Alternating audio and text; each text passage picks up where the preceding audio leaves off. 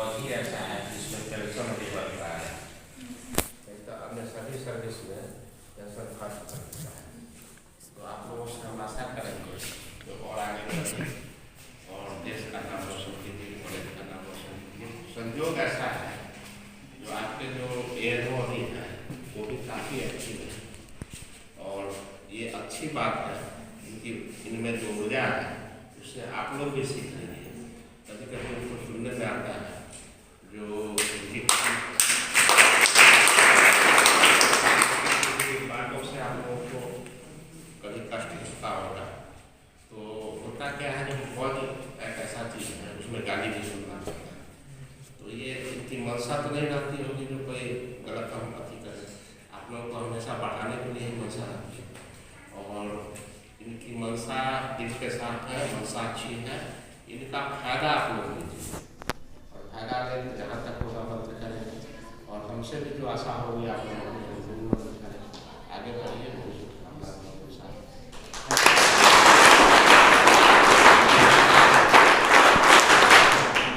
बहुत बहुत धन्यवाद सर। सर ने अपना बहुत ही कीमती बहुमूल्य समय आप सबों को दिया। मैं चाहता हूँ कि सब स्टैंडिंग ओवेशन देकर सर को विदा करें। बेटा, आपको आज बहुत बड़ी कामयाबी मिली है और प्रिंसिपल साहब के ज़रिए सम्मानित किया गया है। इस मौके पर आप क्या कहना चाहेंगी? सबसे पहली बात तो हमको खुद पे बहुत प्राउड फील होता है और मतलब ये जो मिला है इसका हमको बहुत आगे काम आएगा। और हम कहना चाहते हैं कि जो हर लड़की, अगर कोई भी लड़की ये करना चाहे सबको मिल सकता है, सब कर सकती है। इसके sir principal sir Satyanand sir और अपने ANO sir Rahul Manhar sir का दिल से शुक्रिया अदा करते हैं जो ये हमको सबके सामने सम्मान है। आज एक बच्ची NCC की कामयाबी हासिल की है जिस पर उसको सम्मानित भी किया गया, तो उसको किस लिए सम्मान किया गया और आपको कैसा लग रहा है उनको सम्मान करके?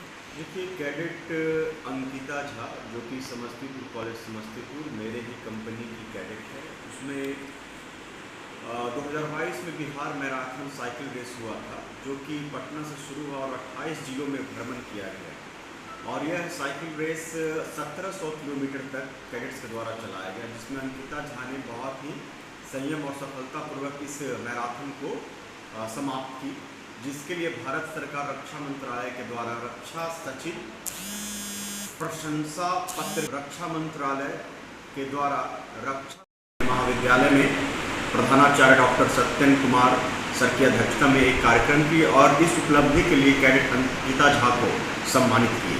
ये बहुत ही हर्ष और साथ ही साथ बहुत गर्व की बात है जो हमारे कैडेट्स ने इतना बड़ा उपलब्धि हासिल की है।